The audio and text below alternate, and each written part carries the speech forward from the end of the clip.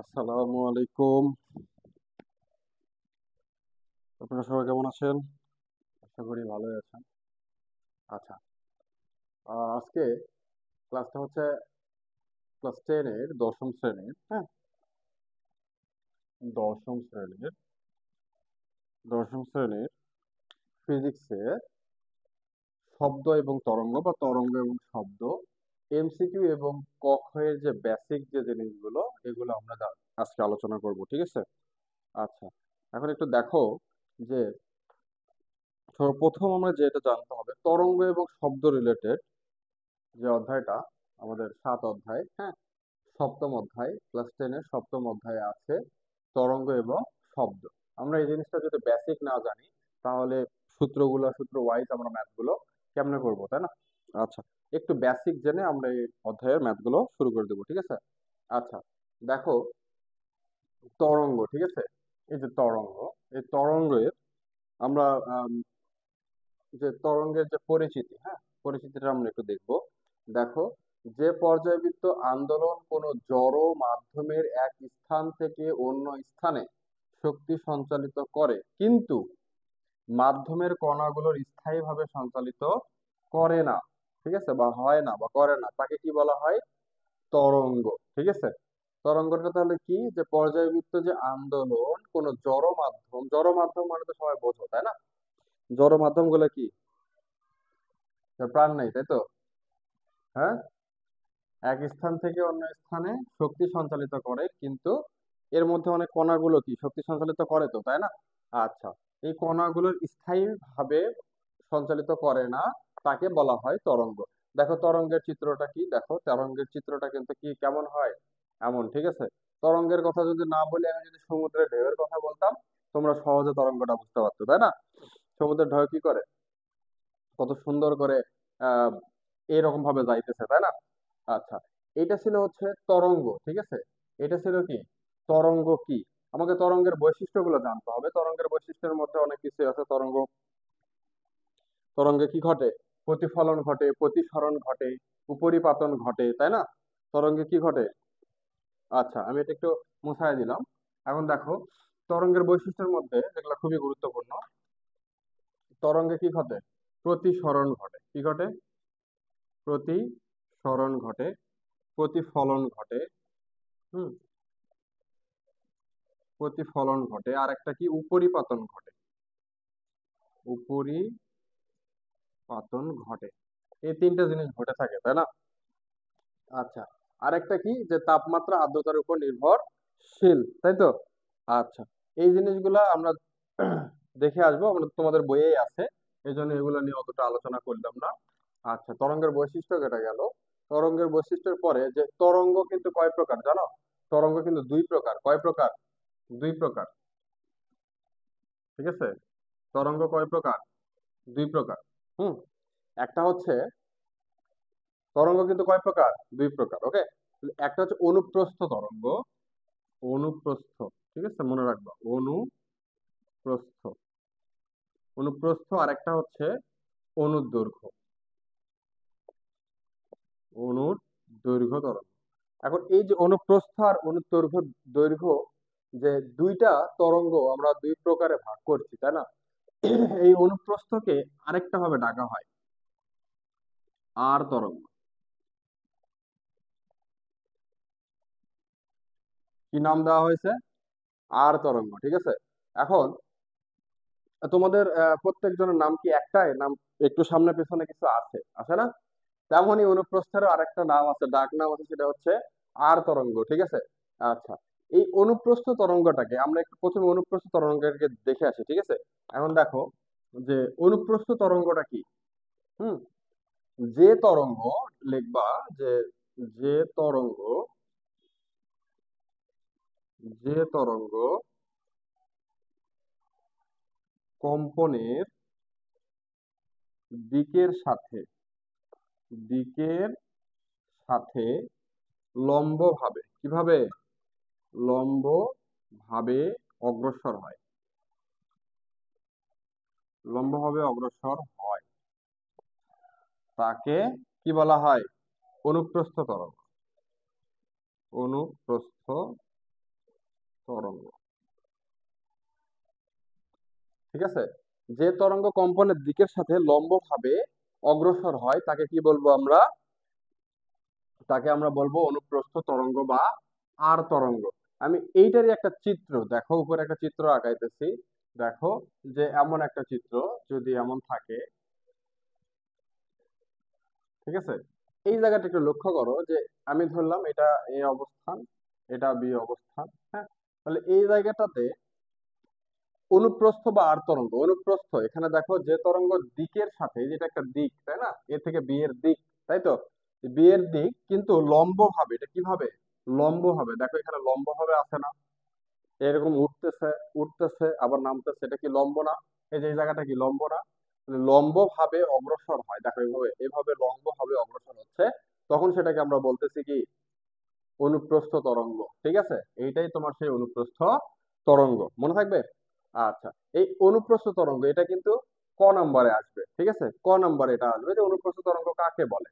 এবং এইটা দিয়েই এমসিকিউ এ দিতে পারে যে আর তরঙ্গ কি। হুম, আর তরঙ্গ কাকে বলে, বা আর তরঙ্গ, অনুপ্রস্থ তরঙ্গ কি আর তরঙ্গ, এইভাবেও প্রশ্নটা হইতে পারে। তারপর আবার এইটারই কি দেখো, এই যে মাথার অংশটাকে আমরা বলতেছি তরঙ্গ চূড়া, কি বলতেছি?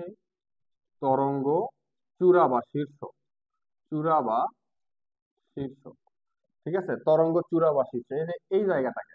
হুম, আর এই যে নিচের জায়গাটা এটা কি, ওটা মাথা ছিল এই জন্য আমার মাথাটা হচ্ছে শীর্ষ, আর আমার পাটা কি হবে, তাহলে পাটাকে নাম দেবো আমি পাদ। ঠিক আছে, এটা হচ্ছে তরঙ্গ চূড়া বা শীর্ষ, এটা তরঙ্গ পাদ। আর এই পাশের অংশটা যে এইটা, এটা হলো প্রস্থ, এটা কি, এটা হচ্ছে প্রস্থ।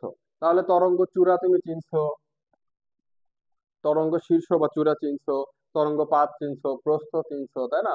কিন্তু আরেকটা, যে অনুপ্রস্থ তরঙ্গের কোণ কত, অনুপ্রস্থ তরঙ্গের কোণ কত, তখন তোমাকে দিতে হবে। দেখো তো ওই তরঙ্গ লম্ব হবে, এই যে একটা কর্নার আসতেছে না, দেখো তো এই কর্নারটা, এটা কত ডিগ্রি বলো তো?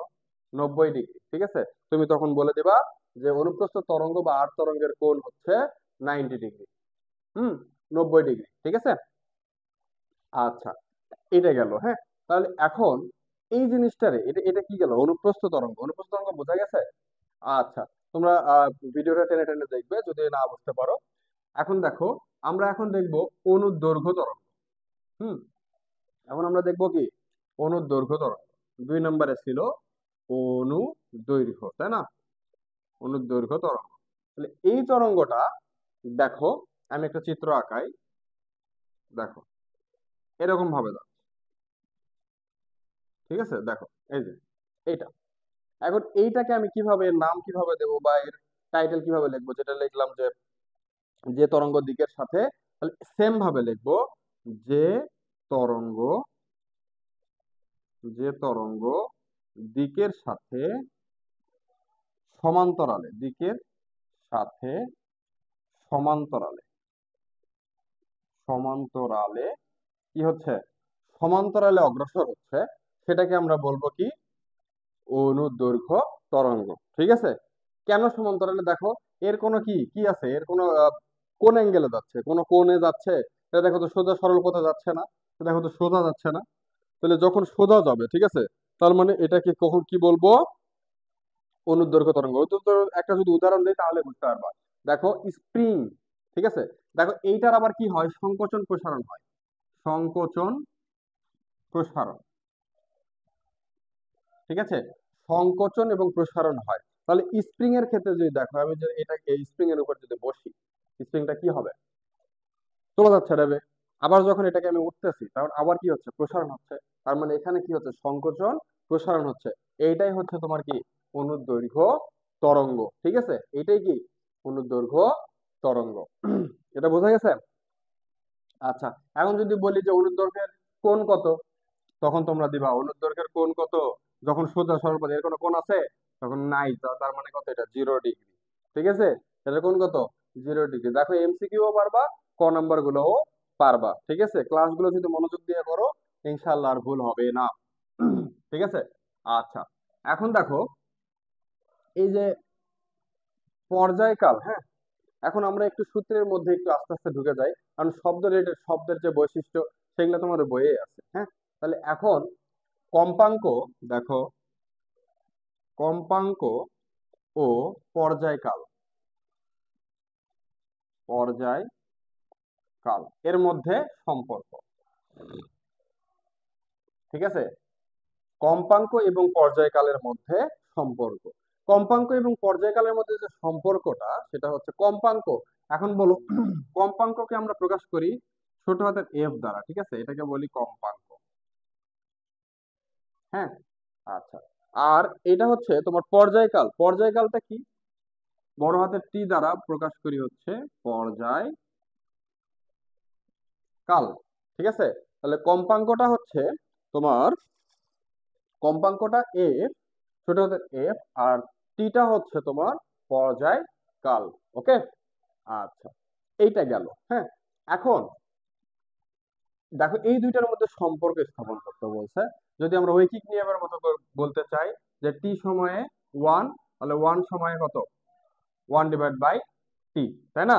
এমন হচ্ছে। তাহলে এই জিনিসটাকে আমরা এক কথায় একটু শর্টকাটে একবারে সুন্দর করে লিখতে পারি যে F is equal to one divide by T, এটা একটা সম্পর্ক। আবার T is equal to one divide by F, এটা একটা সম্পর্ক, ঠিক আছে? এই দুইটা দেখো যে একটা এমসিকিউ আসার মতো একটা সূত্র হয়ে গেছে। তোমাকে মান দেওয়া আছে, উদ্দীপকে মান দেওয়া আছে পর্যায়কালের, তোমাকে বের করতে বলছে কম্পাঙ্ক, ওয়ান ডিভাইড করে দিলা, শেষ। তারপরে কি দেখো যে কম্পাঙ্ক দেওয়া আছে, পর্যায়কাল বের করতে বলছে, ওয়ান এর সাথে ওয়ান ভাগ করে দিবা, অ্যান্সার শেষ, ঠিক আছে? আচ্ছা, এইটা গেল এদের মধ্যে কি সম্পর্ক। হ্যাঁ, আরেকটা সম্পর্ক আছে, দেখো এখানে যদি আমি করি যে ভি ইজ ইকাল টু, আমরা জানি তরঙ্গ বেগ, তরঙ্গ তরঙ্গ বেগ। ওকে, ভি ইজ ইকাল টু কি? তরঙ্গ বেগ। আরেকটা জানি ল্যামডা। হ্যাঁ, lambda is equal two, lambda তো চেনো তাই না? Lambda, lambda is equal two হচ্ছে তরঙ্গ দৈর্ঘ্য, তরঙ্গ দৈর্ঘ্য, ঠিক আছে? এটা মোস্ট ইম্পর্টেন্ট একটা সূত্র আসতেছে এখানে। দেখো যে আমরা জানি V is equal to F lambda, V is equal to কি lambda? F lambda, V is equal to কি ল্যামডা? F lambda. এইটাকেই কিন্তু আরেক ভাবে লেখা যায়। আমি যদি এখানে এই জিনিসটাকে আমি যদি এভাবে নিয়ে আসি যে ল্যামডা, এখান থেকে দেখো ল্যামডা ইজ ইকাল টু কি? ভি ডিভাইড বাই এফ লিখতে পারবো না? তার মানে কি আলাদা আলাদা সূত্র তুমি তৈরি করতে পারবে, ঠিক আছে? এখান থেকে তুমি তৈরি করতে বানায়ে তুমি এটাকে সুন্দর করে গোছায় তুমি লিখতে পারবে, ঠিক আছে? তাহলে এই সূত্রটা কিন্তু কি খুবই কমন একটা সূত্র, এবং এই সূত্রটা দিয়ে অনেক ম্যাথ তোমাকে কি করতে হবে? সলভ করতে হবে, ঠিক আছে? অনেকগুলো ম্যাথ তোমাকে এখান থেকে সলভ করতে হবে, এটা দিয়ে অনেক ম্যাথ আছে। হ্যাঁ, আচ্ছা, এখন এইটা যদি যায়, আমরা একটু শব্দ থেকে ঘুরে আসি। তরঙ্গ তো অনেক পড়লাম তাই না? আচ্ছা, আমরা এখন একটু শব্দ থেকে ঘুরে আসি। শব্দের মধ্যে শব্দের কি আছে? ধরো এই যে শব্দের ক্ষেত্রে এই জায়গাটা একটু লক্ষ্য করো।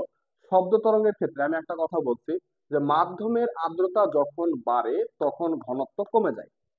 এই জায়গাটা লক্ষ্য করো, মাধ্যমের আর্দ্রতা যখন বাড়ে তখন ঘনত্ব কি হয়ে যায়? কমে যায়, ঠিক আছে? এবং তাপমাত্রা ও আর্দ্রতার উপর, এটা উপর হবে, হ্যাঁ, তাপমাত্রার উপর নির্ভর করে।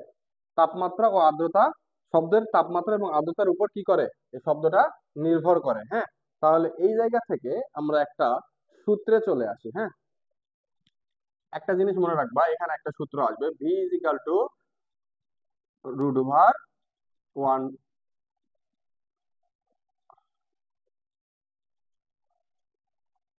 আচ্ছা, এটা একটু মুছে দাও, আমি লিখতেছি বি সমানুপাতিক। আচ্ছা, এখান থেকে আমি একটা সূত্র যদি তৈরি করি, দেখো আমার একটা সূত্র আছে common, V is equal to, V সমানুপাতিক রুট টি, ঠিক আছে? ভি সমানুপাতিক কি? Root T. এই এই এই জিনিসটাকে আমি একটু মডিফাই করলে এই সূত্র দ্বারা যেটা আসবে সেটা দেখো, V one divided by V two is equal to, সমানুপাতিক উঠায় দিলাম, হ্যাঁ, তাহলে root over T one divide by কি? T two. এইটা দিয়ে অনেক ম্যাথ আছে, অনেক। তুমি সপ্তম অধ্যায় সৃজনশীল গুলোতে দেখতে যাও, দেখবা যে অনেক ম্যাথ আছে এখানে, হিউজ পরিমাণে ম্যাথ। এই এই সূত্র, এই দুইটা, এই দুই তিনটা সূত্র দ্বারাই কি দেওয়া আছে, ঠিক আছে? তাহলে এইটা কি খুব জরুরি না? অবশ্যই। এখন আমি একটা কথা বলি, যদি হুম যদি এই জিনিসটাতে দেখো উদ্দীপকে কোনোভাবে দেখতেছো যে ভি ওয়ান এর মান দেওয়া নাই, কিন্তু বায়ু বা বাতাসের কথা উল্লেখ করা আছে, ঠিক আছে? বায়ু বা বাতাস, একই কথা, তাই না? বায়ু বা বাতাসের কথা এখানে কি করা আছে, উল্লেখ করে দেওয়া আছে। তখন যদি V1 দেওয়া না থাকে, যদি এই V1 দেওয়া না থাকে, তাহলে বাতাস বা বায়ুর ক্ষেত্রে কত ধরবা? 330 মিটার পার সেকেন্ড। বেগের একক কি? Metre per second. এটা কমন, এটা ধরে নিবা, ঠিক আছে? যে যাই বলুক এটা ধরে নিবা। তেমন কিন্তু আছে পানির ক্ষেত্রে, লোহার ক্ষেত্রে, ঠিক আছে? এভাবে আছে। 1493, এটা হচ্ছে পানির ক্ষেত্রে, হ্যাঁ। এখন তাহলে এটা এটা আমরা বায়ুর ক্ষেত্রে ধরতেছি, তাহলে বায়ুর ক্ষেত্রে এত। সেম ভাবে V2 এর মানটা কি দেওয়া আছে, ধরো V2 এর মানটা আমাকে বের করতে বলছে। V2 এর মানটা কি করতে বলছে? বের করতে বলছে। যদি T1 না দেওয়া থাকে, হ্যাঁ, T1 যদি না দেওয়া থাকে, ধরো এখানে কত, T1 দেওয়া নাই। T1 দেওয়া নাই মানে 0 ডিগ্রি সেলসিয়াস। 0 ডিগ্রি সেলসিয়াস মানে 273 কেলভিন। এটা কেলভিনে আনতে হবে, এটা কিসে আনতে হবে?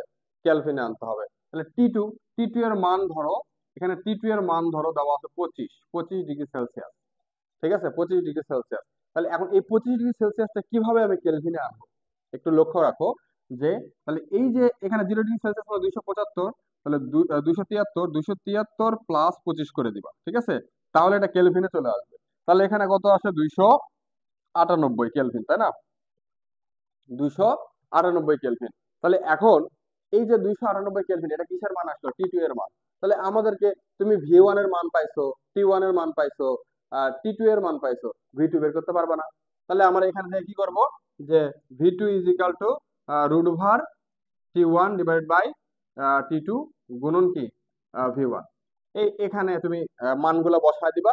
আর এই রুটটা কিন্তু জাস্ট এর উপরে আছে, ভি পর্যন্ত নিয়ে যাবা না, তাহলে আবার অ্যান্সার আসবে না, ঠিক আছে? তাহলে এই জায়গাটা আমি কি করব, সুন্দর করে এখানে একটা ক্যালকুলেশন করব। এখানে দেখবা যে অ্যান্সারটা চলে আসছে। এবং এখান থেকে আবার কই যাইতে হবে জানো? দেখবা বেশিরভাগ ক্ষেত্রে এখান থেকে আবার কই চলে গেছে, যে ভি এর মান তুমি পাইছো, এখন তুমি কি করো, তরঙ্গ দৈর্ঘ্য বের করো। এখন কি করবা? তরঙ্গ দৈর্ঘ্য বের করো। তখন কি করবো বলো তো? তরঙ্গ দৈর্ঘ্য যখন বলবে, তখন তুমি লিখবা যে উই নো, বা আমরা জানি, আমরা কি জানি, যে V is equal to F lambda. তাহলে এখান থেকে তরঙ্গ দৈর্ঘ্য, তাহলে ল্যামডাটাকে এই পাশে নিয়ে আসো। তাহলে ভি ডিভাইডেড বাই কি, এফ। দেখবা কম্পাঙ্কের মান দেওয়া আছে, তাহলে ভি এর মান এখানে বসাও, কম্পাঙ্কের মান এখানে বসাও। বসায় যেটা আসবে সেটাই হচ্ছে তোমার তরঙ্গ দৈর্ঘ্য, এত মিটার, ঠিক আছে? তাহলে কি এই জিনিসটা সোজা না? আচ্ছা, এটা কিন্তু খুবই সোজা। এটা গেল হচ্ছে শব্দ রিলেটেড যে তোমার অঙ্ক বা ম্যাথমেটিক্যাল গুলা, ঠিক আছে? আচ্ছা, আরেকটা আছে টপিক, এইটাই লাস্ট, হ্যাঁ। দেখো এইটাই লাস্ট। এইটা যদি বুঝতে পারো তাহলে অঙ্কই শেষ, এই অধ্যায়ই শেষ।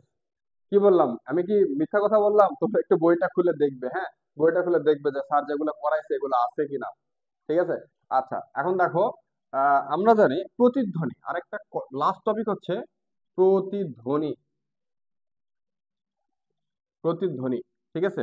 প্রতিধ্বনির ক্ষেত্রে মনে রাখবা, আমরা গতি অধ্যায়ে পড়ছিলাম, কি পড়ছিলাম? এস ইজ ইকাল টু ভিটি।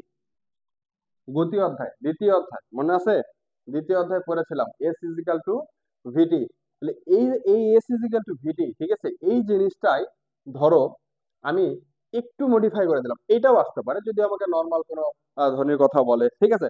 আর যখনই প্রতিধ্বনি থাকবে, মনে রাখবা, যখনই প্রতিধ্বনি থাকবে তখনই একটা সূত্র ইউজ করবা, 2D ইজ ইকাল টু ভিটি। এটা কেন, কিভাবে আসলো?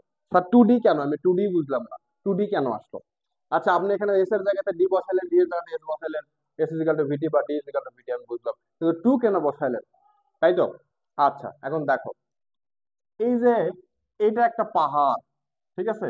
আর এই পাশে একটা পাহাড়, হুম, দুইটা পাহাড়, দুইটা পাহাড়ের মধ্যে এই জায়গাতে আমি দাঁড়ায় আছি, ঠিক আছে? এই জায়গাতে আমি দাঁড়ায় আছি।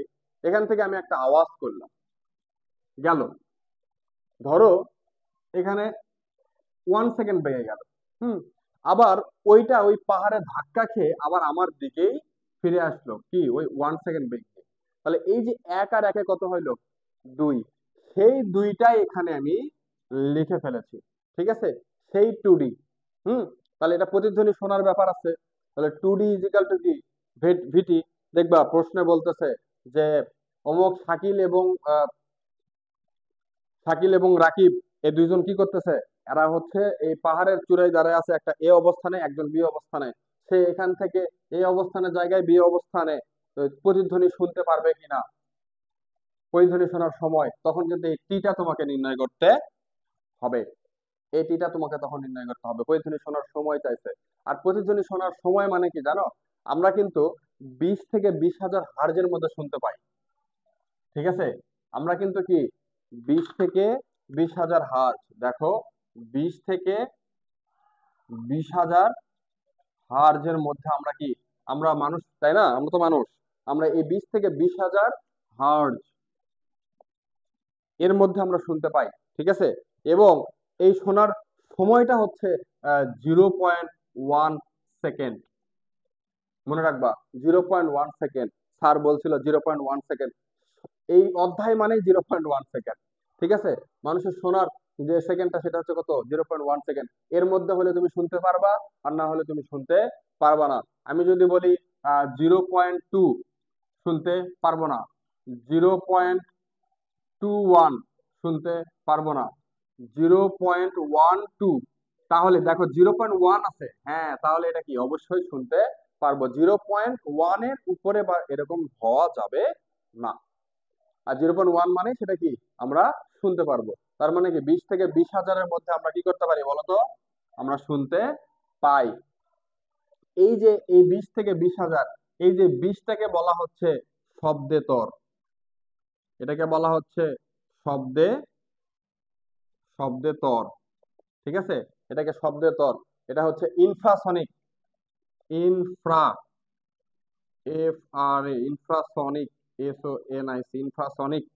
ঠিক আছে, আরেকটা হচ্ছে আল্ট্রাসনিক, এটাকে বলা হয় ULTRA, আল্ট্রাসনিক, SONIC, আল্ট্রাসনিক, যেটাকে বলা হয় শব্দোত্তর, শব্দোত্তর, যেটাকে বলা হয় কি শব্দোত্তর। একটা হচ্ছে ইনফ্রাসনিক, একটা হচ্ছে আল্ট্রাসনিক। ঠিক আছে, এই যেটা হলো 20,000, এটা হচ্ছে আল্ট্রাসনিক শব্দোত্তর, আর এটা হচ্ছে শব্দোত্তর বা ইনফ্রাসনিক। এই দুটো নামে আমরা কি করব, এটা তোমার MCQ বা ক খয়ে আসতে পারে। ক খ নম্বরে একটা প্রশ্ন আসবে, শিওর থাকো, সেটা হচ্ছে 0.1 সেকেন্ড। এই 0.1 সেকেন্ডে যতগুলো খ আছে তুমি সবগুলা করে ফেলবা। ঠিক আছে, তাহলে দেখবা তোমার প্রশ্নে আর তুমি আটকাইতেছো না। এই ছিল আমাদের, এই কয়টা টপিকই আমাদের কি ছিল এই বইয়ে ছিল। আরেকটা আছে সূত্র, যেগুলো একটু কমন, যেগুলো দুই একটা দিয়ে সৃজনশীল গগ হয়ে দেয়। সেটা কি, F=−kx, তাই না? F=−kx। তারপর দোলনকালের আছে। তারপরে হচ্ছে কি, দোলনকালের একটা সূত্র আছে, মানে তিনটা সূত্র তোমার ব্যতিক্রম। ঠিক আছে, তিনটা সূত্র কি তোমার একটু ব্যতিক্রম। ঠিক আছে, আর বাদ বাকি গুলো দিয়ে আমার MCQ ক খ এগুলা করতে হবে। ওকে, আচ্ছা, এখন আমি কিছু প্রয়োজনীয় সূত্র লিখে দেই।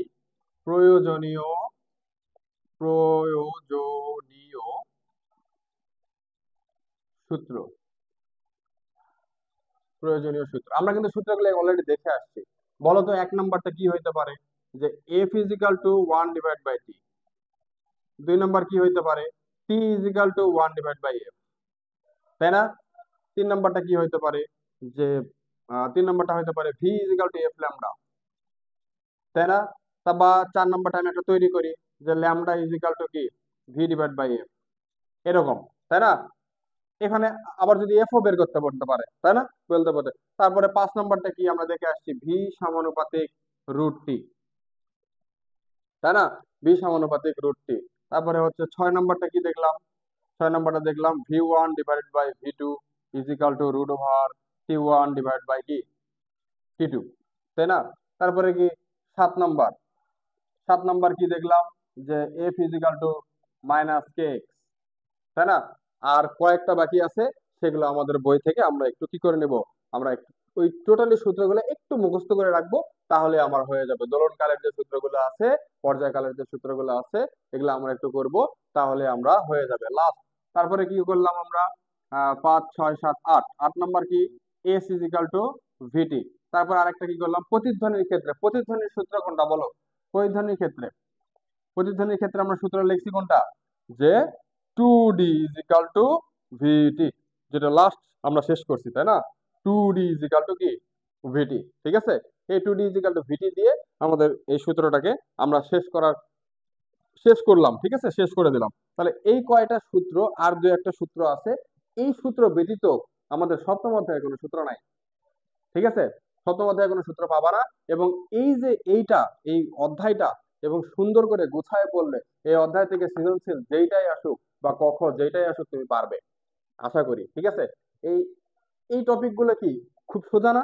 এই টপিকগুলো কিন্তু খুবই সোজা। হ্যাঁ, আচ্ছা। আর এখন যে জিনিসটা সেটা হচ্ছে যে আমাদেরকে পড়াশোনা করলে পড়াশোনা করার মতো করতে হবে। সপ্তম অধ্যায়ে এই প্রত্যেকটা তুমি 1 2 3 4 5 6 এইভাবে তুমি 1 2 3 4 তোমাদের আছে কোনটা 1 2 3 4 এবং 7 8 10, এই 7টা অধ্যায়, তাই না? এই 7টা অধ্যায়ের মধ্যে সবচেয়ে সোজা অধ্যায় হচ্ছে 7 অধ্যায়। এটাকে তোমরা বিশ্বাস করো? হয়তো অনেকে এখনো পড়ো নাই, কিন্তু পড়বা। ঠিক আছে? আমার ক্লাসগুলো করবা। আমি নেক্সট ক্লাসগুলো, এটা তো লেকচার 1 গেল, লেকচার 2 এ আমি কি করব, ইনশাআল্লাহ সবগুলো আমি অঙ্কর ধাঁচগুলো তোমাকে বোঝাই দেবো, যেন প্রশ্ন প্যাচ দিলেও তুমি সেই অঙ্কটা করতে পারো। কারণ কি স্যার, আপনি যেভাবে বলতেছেন আমরা এখানে করে যাচ্ছি, কিন্তু পরীক্ষাতে গিয়ে কোশ্চেনের অ্যান্সার গুলো করতে পারতেছি না। কারণ কি, ওখানে একটু প্যাচ মেরে দিচ্ছে, তাই না? ওখানে একটু প্যাচ মেরে দেবেই। আরে ভাই, এটা তো দেবেই, এটা তো তো ওদের ধর্ম। এটা একটু প্যাচ, তো ফিজিক্সে একটু প্যাচ না থাকলে হয় নাকি? আচ্ছা, এই দেখো ম্যাথেও কিন্তু সেম ভাবেই তোমরা কাজটা করো। কারণ ফিজিক্সে ভাষায় বলতে গেলে ফিজিক্সে একটু প্যাচ গোছ থাকবেই, কিন্তু এটা তোমাকে গোছায় ওই প্যাচ থাকলে কি ওই প্রশ্ন কি ভুল? প্রশ্ন কিন্তু ভুল না। ঠিক আছে? কিন্তু এটাকে একটু খুঁটে নাটে তোমাকে ওই ভিতর থেকে এর আসল মশলাটা বের করে আনতে হবে, তারপরে তোমাকে এখানে ফর্মুলাটা খাটাইতে হবে। ঠিক আছে? আচ্ছা, আজকে আর কথা না বলি, তোমরা অনেকক্ষণ ক্লাস করলা, ফেড আপ হয়ে গেছো। আচ্ছা ঠিক আছে, আল্লাহ হাফেজ, আসসালামু আলাইকুম। সবাই ভালো থাকো এবং সুস্থ থাকো।